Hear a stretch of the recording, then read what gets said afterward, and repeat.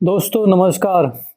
तो एक liquor policy यानी कि एक दारू की बोतल पता नहीं कितने लोगों को जो है जेल में लेकर के जाएगी। पहले सत्येंद्र, उसके बाद में मनीष सिसोदिया, उसके बाद में संजय और अब दिल्ली के सीएम अरविंद केजरीवाल।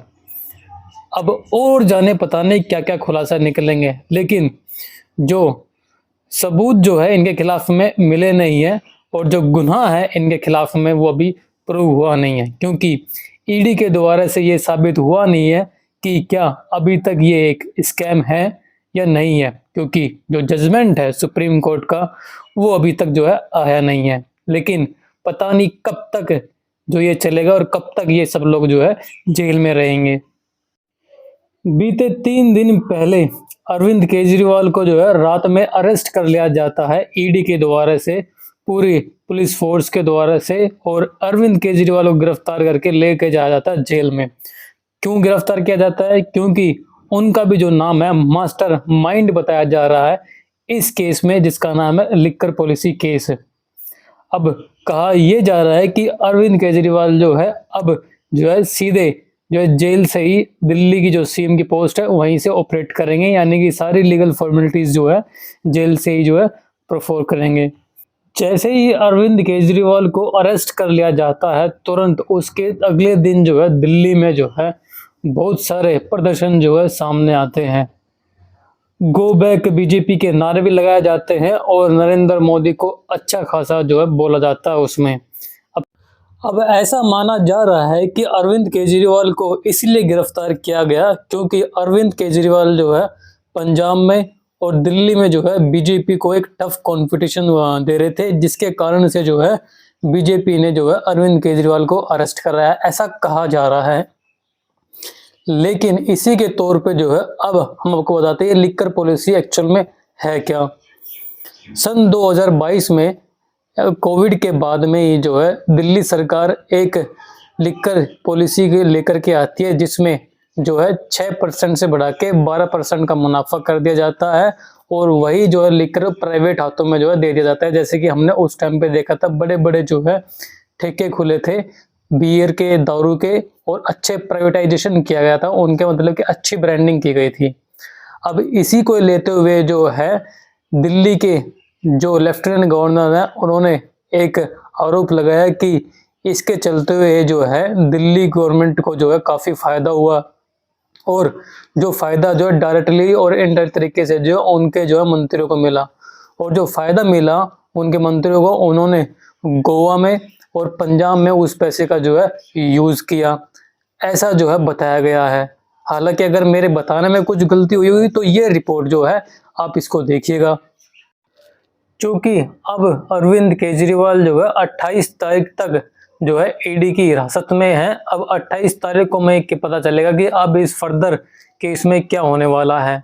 लेकिन उससे पहले अरविंद केजरीवाल ने जो है अपनी पत्नी के द्वारा से जो है दिल्ली और देश की जनता के नाम जो है एक संदेश भिजवाया। वो संदेश जो हम कुछ देर में उसके ऊपर में डिस्कस करेंगे और आपको दिखाएंगे भी। अब इस गिरफ्तारी के बाद में जो है पूरे देश की जो पॉलिटिकल पार्टीज जो थी ओपोजिशन में, उन सब ने अरविंद केजरीवाल के समर्थन में अपना अपना ट्वीट किया और अपना व्यू पॉइंट जो है जाहिर किया गया इसके तहत में। लेकिन अब जो है सबको ऐसा लगने लगा कि देश में जो है एक तानाशाही चल रही है। अब जो अरविंद केजरीवाल ने अपना संदेश भेजा था, आइए हम उन्हीं की पत्नी के द्वारा से जो है सुनते हैं। नमस्कार, मेरा नाम सुनीता केजरीवाल है। मैं अरविंद केजरीवाल जी की धर्मपत्नी हूँ। आपके बेटे और आपके भाई अरविंद केजरीवाल जी ने जेल से आपके लिए संदेश भेजा है। मेरे प्यारे देशवासियों, मुझे कल गिरफ्तार कर लिया गया। मैं अंदर रहूं या बाहर, हर पल देश की सेवा करता रहूँगा। मेरी ज़िंदगी का एक एक पल देश के लिए समर्पित है। मेरे शरीर का एक एक कतरा देश के लिए है। इस पृथ्वी पर मेरा जीवन ही संघर्ष के लिए हुआ है। आज तक बहुत संघर्ष किए, आगे भी मेरी ज़िंदगी में बड़े बड़े संघर्ष लिखे हैं। इसीलिए ये गिरफ्तारी मुझे अचंभित नहीं करती। आपसे मुझे बहुत प्यार मिला है। पिछले जन्म में ज़रूर मैंने बहुत पुण्य किए होंगे जो मैं भारत जैसे महान देश में पैदा हुआ। हमें मिलकर फिर से भारत को महान बनाना है, दुनिया का सबसे शक्तिशाली और नंबर 1 देश बनाना है। भारत के अंदर और बाहर ढेरों ऐसी शक्तियां हैं जो भारत को कमज़ोर कर रही हैं। हमें सचेत रहकर इन शक्तियों को पहचानना है, इन शक्तियों को हराना है।